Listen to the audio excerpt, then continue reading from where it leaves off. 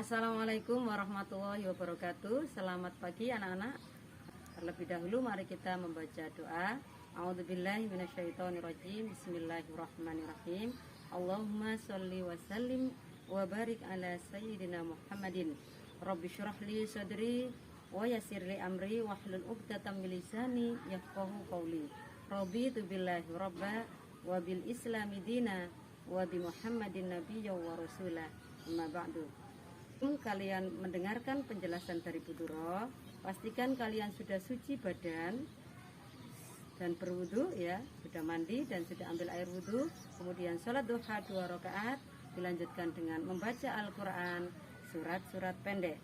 Baik anak-anak, mari kita lanjutkan materi kita dengan mendengarkan penjelasan Bu Duro berikut ini. Assalamualaikum warahmatullahi wabarakatuh. Selamat pagi anak-anak. Selamat datang di pelajaran pendidikan agama Islam dan budi pekerti UPT SD Negeri 55 Gresik. Anak-anak, kali ini pelajaran kalian adalah pelajaran kedua ketika bumi berhenti berputar, yakni terjadinya hari kiamat. Anak-anak yang saya cintai, ketika bumi berputar, yakni terjadinya hari kiamat, kita akan mendalami tentang 5 bahasan. Yang pertama adalah makna hari akhir, yang kedua nama-nama lain hari akhir, yang ketiga macam-macam hari akhir, yang keempat tanda-tanda hari akhir, dan yang kelima hikmah mempercayai hari akhir. Anak-anak, makna hari akhir adalah hari berakhirnya kehidupan dunia dan hancurnya seluruh ciptaan Allah Subhanahu wa taala. Dalam surat Al-Hajj ayat 7 sudah disebutkan oleh Allah Subhanahu wa taala, A'udzu billahi minasyaitonir rajim. Bismillahirrahmanirrahim. Wa anna as-sa'ata atiyatun la raiba fiha wa anna Allaha yab'atsu man fil qubur. Artinya, dan sungguh hari kiamat itu pasti datang, tidak ada keraguan padanya, dan sungguh Allah akan membangkitkan siapapun yang di dalam kubur. Jadi anak-anak, hanya Allah yang tahu kapan kiamat terjadinya. Yang kedua, awal kiamat besok ditandai dengan bunyi sangkakala atau terompet oleh malaikat Israfil, yang mana besok ada 3 sangkakala yang ditiupkan oleh malaikat Israfil. Yang pertama adalah sangkakala ditiup dengan sangat kencang dan lama untuk menghancurkan seluruh ciptaan Allah. Kemudian yang kedua adalah tiupan yang mengagetkan dan mematikan seluruh makhluk hidup. Yang ketiga adalah tiupan sangkakala oleh malaikat Israfil untuk membangkitkan manusia menuju ke pengadilannya Allah.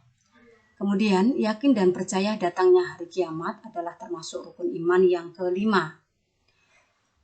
Seluruh manusia dan jin meninggal ketika hari kiamat dan akan dibangkitkan kembali untuk dikumpulkan ke padang mahsyar.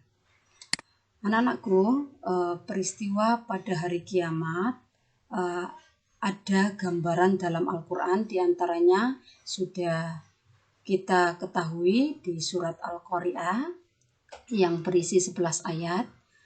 A'udzu billahi minasyaitonir rajim. Bismillahirrahmanirrahim. Dengan menyebut nama Allah yang Maha Pemurah lagi Maha Penyayang. Al-Qari'ah, hari kiamat. Mal Qari'ah, apakah hari kiamat itu? Wa ma adraka mal Qari'ah, tahukah kamu apakah hari kiamat itu? Yauma yakunun nasu kal farashil mabthus, pada hari itu manusia seperti kupu-kupu yang bertebaran. Wa takunul jibalu kal 'ainil manfush, dan gunung-gunung seperti bulu yang dihambur-hamburkan. فأما من ثقلت موازينه. Dan adapun orang yang berat timbangan kebaikannya, fahuwa fi 'ishatin radiyah, maka dia berada dalam kehidupan yang memuaskan. Wa amma man khaffat mawazinuh, dan adapun orang yang ringan timbangan kebaikannya, fa ummuhu hawiyah, maka tempat kembalinya adalah neraka hawiyah. Wa ma adraka ma hiyah, dan tahukah kamu apakah neraka hawiyah itu? Narun hamiyah, yaitu api yang sangat panas. Anak-anak, di dalam Al-Quran ada beberapa surat yang khusus menjelaskan tentang hari kiamat. Ya, ini tadi sudah kita pelajari bersama, yakni surat Al-Qari'ah. Yang kedua, anak-anak, materi kita adalah nama lain hari kiamat yang bisa kita jumpai di sini. Nama lain hari kiamat ada 9. 1 yaumul akhir, hari akhir. 2 yaumul ba'ats, hari kebangkitan. 3 yaumul hisab, hari perhitungan. 4 yaumuddin, hari pembalasan. 5 yaumul hasr, hari penyesalan. 6 yaumul mizan, hari penimbangan. 7 yaumul jaza, hari pembalasan. Al-Haqqah, hari yang dijanjikan pasti terjadi. Dan Al-Qari'ah, hari kiamat yang tidak bisa diragukan. Anak-anak yang saya cintai, ini adalah 9 nama lain dari hari kiamat yang sudah dijelaskan oleh Allah dalam firman-firmannya. Disebut hari akhir karena itu adalah hari terakhir kehidupan di alam dunia. Disebut hari kebangkitan karena manusia akan dibangkitkan dari alam kubur. Disebut hari perhitungan karena pada hari itu amal-amal manusia dikumpulkan semua dan dihitung antara amal baik dan amal buruknya. Disebut hari pembalasan karena pada hari itu segala perbuatan manusia akan dibalas. Yang baik akan dibalas, yang buruk juga akan dibalas. Disebut hari penyesalan karena pada hari itu banyak manusia yang menyesal. Kenapa? Dahulu ketika di dunia tidak mengerjakan amal kebaikan, tidak mengerjakan ibadah terus-menerus. Disebut hari penimbangan amal karena amal baik akan ditimbang dan amal buruk juga akan ditimbang, yang mana yang lebih berat. Disebut hari pembalasan, ini adalah hari pembalasan kebaikan-kebaikan amal manusia. Yang baik akan dibalas dengan sangat memuaskan, yang jelek juga akan dibalas sesuai dengan kejelekannya. Disebut hari yang dijanjikan pasti terjadi karena hari ini adalah benar-benar menjadi hari keadilannya Allah. Jadi tidak ada sesuatu yang tidak dibalas. Sehingga pada hari ini kehadirannya pasti terjadi. Itu janjinya Allah. Disebut hari kiamat dan kejadiannya tidak bisa diragukan, ya, apalagi bagi umat Islam yang imannya sangat kuat, itu pasti mempersiapkan untuk bekal di hari kiamat. Anak-anak, yang ketiga adalah macam-macam hari kiamat. Ada 2 macam-macam hari kiamat. Yang pertama adalah disebut dengan kiamat kubro atau kiamat besar. Yang kedua disebut dengan kiamat sukro atau kiamat kecil. Kiamat kubro atau kiamat besar yaitu hancurnya seluruh ciptaan Allah. Jadi alam semesta beserta isinya, langit, bumi, dan antara keduanya itu semuanya hancur dan mati. Kemudian yang kedua kiamat sukro atau kiamat kecil yaitu hancurnya sebagian saja dari ciptaan Allah di alam sekitar kita. Anak-anak, selanjutnya contoh daripada kiamat kubro dan kiamat sukro. Jika kiamat kubro atau kiamat besar, tentu contohnya hanya satu, yaitu seluruh ciptaan Allah mati tanpa terkecuali pada hari kiamat ditiupnya sangkakala malaikat Israfil. Adapun contoh dari kiamat sughra atau kiamat kecil, yaitu contohnya kematian. Jadi tidak semua orang mengalami kematian dalam satu waktu ya. Kematian, gunung meletus, hanya satu daerah saja jika ada kejadian gunung meletus. Yang kedua, yang selanjutnya tsunami, gempa bumi, banjir, dan lain-lain. Anak-anak, yang keempat adalah tanda-tanda hari akhir atau kiamat. Ada berita yang sudah diberikan oleh Rasulullah Muhammad SAW tentang tanda-tanda hari akhir kiamat. Tanda-tanda hari akhir atau kiamat itu ada tanda-tanda kecilnya dan ada tanda-tanda besarnya. Tanda-tanda kecil itu adalah ketika menjelang hari kiamat, sudah dimulai dari hari ini ya. Adapun tanda-tanda besar adalah ketika kejadian hari kiamat. Tanda-tanda kecil hari kiamat ada diterangkan oleh Rasulullah dalam berbagai hadisnya. Di antaranya tanda-tanda hari kiamat: 1. Banyak terjadi harj atau pembunuhan. 2. Sering terjadinya gempa bumi, tanah longsor, perubahan muka, dan kerusuhan. 3. Ilmu diangkat, banyaknya kebodohan, banyaknya perzinahan, banyaknya orang yang minum khamr atau sesuatu yang memabukkan, yang merusak akal, sedikit kaum lelaki dan banyak kaum wanita, sehingga perbandingannya sampai pada 50 wanita banding 1 lelaki. Yang keempat, manusia tidak peduli dari mana hartanya didapat, apakah dari yang halal atau yang haram. Tanda-tanda hari kiamat yang besar. Dari Hudzaifah bin Usaid Al-Ghifari berkata, Rasulullah Shallallahu Alaihi Wasallam muncul di tengah-tengah kami pada saat kami saling mengingat-ingat. Rasulullah Shallallahu Alaihi Wasallam bertanya, apakah yang sedang kamu ingat-ingat? Sahabat menjawab, kami mengingat hari kiamat. Rasulullah Shallallahu Alaihi Wasallam bersabda, kiamat tidak akan terjadi sebelum engkau melihat 10 tandanya. Kemudian Rasulullah Shallallahu Alaihi Wasallam menyebutkan 1. Dukhon atau kabut asap yang terjadi selama 40 hari. Yang kedua, Dajjal.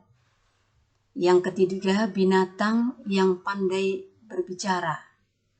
Yang keempat, matahari terbit dari barat. Yang kelima, turunnya Isa alaihi salam. Yang keenam, Ya'juj dan Ma'juj. Yang ketujuh, 3 gerhana ya. 3 gerhana, yaitu gerhana di timur. Yang ke-8 gerhana di barat. Yang ke-9 gerhana di Jazirah Arab. Gerhana di Jazirah Arab. Dan yang ke-10 adalah api yang keluar dari Yaman mengantar manusia ke padang mahsyar. Itu adalah tanda-tanda hari akhir kiamat. Anak-anak, besok ketika hari akhir kiamat, manusia akan digiring menuju padang mahsyar. Apa itu padang mahsyar? Yaitu tempat berkumpulnya manusia dan jin untuk dimintai pertanggungjawaban atas perbuatannya selama hidup di dunia. Jadi yang mendapatkan tugas dari Allah untuk beribadah itu adalah manusia dan jin, sehingga besok yang dikumpulkan juga manusia dan jin, mulai dari manusia yang pertama sampai kepada yang terakhir hidup, yakni hidup di saat peristiwa hari kiamat. Ya, manusia akan cemas menantikan apakah dia mendapatkan hadiah dari Allah atau hukuman. Karena itu tergantung dari banyaknya amal baik mereka atau amal buruk mereka ketika di dunia. Mereka akan mendapatkan dan menerima buku catatan amal.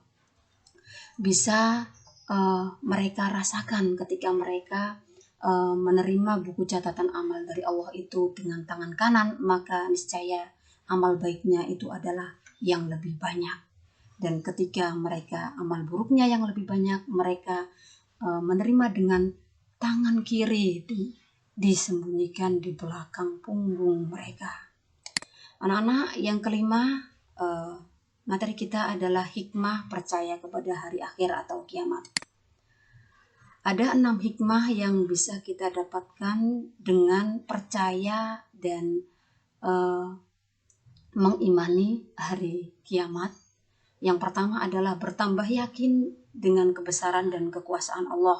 Allah Maha Kuasa atas segala sesuatu. Allah menciptakan, Allah memberikan kebebasan untuk berbuat. Kemudian Allah berkuasa untuk mengadili mereka sesuai dengan perbuatan mereka. Yang kedua, bertambah semangat mengerjakan kebaikan. Ketika kita mengetahui ada namanya hari kiamat, maka mulai dari sekarang kita tambah semangat kebaikan kita. Yang ketiga, berusaha menghindari perbuatan yang dilarang oleh Allah Subhanahu wa taala. Apa saja yang dilarang oleh Allah Subhanahu wa taala? Pastinya sudah kita dapatkan informasinya baik dari membaca buku, dari guru maupun dari orang tua. Yang keempat, membiasakan sikap jujur, disiplin, sabar, dan bertanggung jawab. Kita selalu berusaha jujur kepada diri sendiri, kepada orang lain, dan kepada Allah. Kita juga disiplin memakai waktu kita. Pagi, siang, sore, dan malam itu kita atur untuk hal-hal yang baik. Kemudian kita juga sabar dalam menghadapi segala kesulitan hidup, serta bertanggung jawab ketika kita mendapatkan amanah maupun tugas dari guru dan dari Allah Subhanahu wa taala. Yang kelima, selalu waspada dan menjaga lingkungan sekitar rumah dan sekolah. Yang keenam, tidak menunda melakukan amal kebaikan. Anak-anak, itu sebagian dari hikmah yang kita peroleh ketika kita sudah percaya dan mengimani adanya hari kiamat. Selanjutnya, anak-anak, kesimpulan dari materi kita pada saat ini adalah yang pertama, hari kiamat adalah hari hancurnya alam semesta beserta isinya. Yang kedua, hari kiamat dibedakan menjadi 2, yaitu kiamat kubro atau kiamat besar dan kiamat sugro atau kiamat kecil. Yang ketiga, di hari kiamat kubro seluruh makhluk hidup wafat, tidak terkecuali, bahkan malaikat yang meniup sangkakala yaitu malaikat Israfil juga diwafatkan setelah seluruh makhluk Allah wafat. Yang keempat, setelah kiamat kubro, manusia dikumpulkan di padang mahsyar untuk mempertanggungjawabkan amal mereka sewaktu hidup di dunia. Yang kelima, tanda-tanda kiamat disampaikan oleh Rasulullah Shallallahu Alaihi Wasallam, tetapi hanya Allah yang tahu kapan waktu terjadinya. Yang keenam adalah hikmah meyakini hari kiamat, yaitu semangat melakukan perintah Allah dan sungguh-sungguh menjauhi larangannya. Jadi kita tidak akan coba-coba untuk mengerjakan hal yang jelek. Walaupun seandainya kita terjerumus di dalam sesuatu dosa, kita bertobat kepada Allah, Allah pasti menerima taubat kita. Tetapi kita sudah harus dari awal mau sungguh-sungguh menjauhi seluruh larangannya. Terima kasih anak-anak, demikianlah materi pendidikan agama Islam dan budi pekerti hari ini. Semoga menjadikan kita semakin dekat dengan Allah Subhanahu wa taala. Wassalamualaikum warahmatullahi wabarakatuh.